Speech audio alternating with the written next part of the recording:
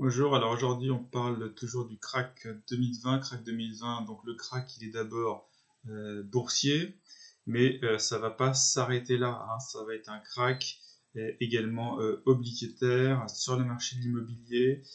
Ça va être un crack monétaire. Et alors beaucoup disent au niveau économique courbe en V, courbe en U. Ça c'est les prédictions optimistes avec juste un creux pendant une courte période, pendant un trimestre.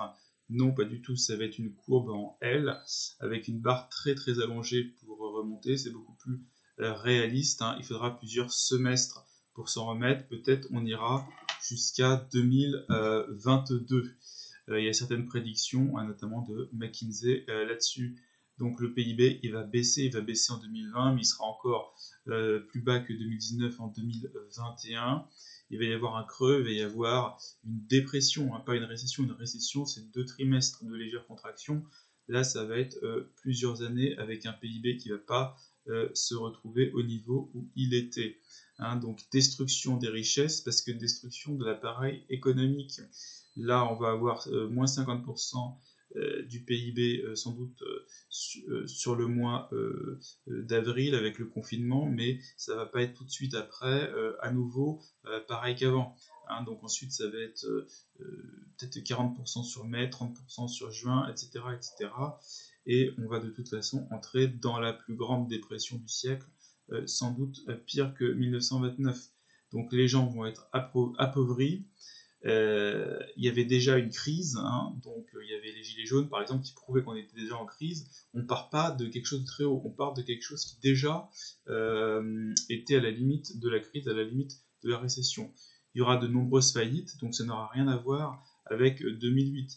La classe moyenne déjà semi-prolétarisée va devenir prolétarisée. Il va y avoir une perte du pouvoir d'achat liée à la dévaluation de la monnaie, liée à l'inflation, puis à l'hyperinflation à cause des QE. Surtout que la dépression va être d'autant plus forte que, contrairement à 2008, on n'a plus rien pour stimuler, c'est-à-dire que les taux sont déjà à zéro, voire négatifs, la dette est déjà énorme, certes elle va augmenter, mais elle va devenir insoutenable et va peser comme un impôt permanent pendant plusieurs années sur le pouvoir d'achat.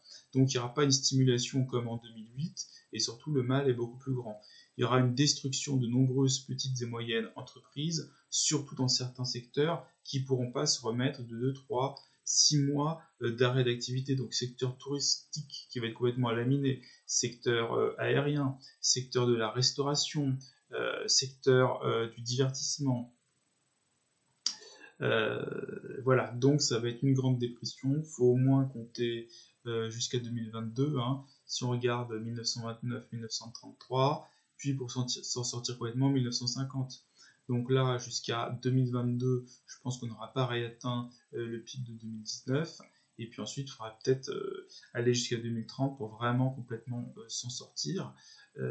Parce que là, ça va être cataclysmique, parce qu'on a créé des bulles énormes depuis 2008. Au lieu d'accepter les faillites bancaires, là, ça va être des faillites de petites entreprises et donc des faillites de banques qui sont déjà souvent presque elles-mêmes à zéro en termes de capital. Hein. Quand vous regardez les actions des banques comme Société Générale par exemple, ou Natixis, j'en parle pas, Deutsche Bank, Commerzbank, Banque Zombie, j'en parle pas.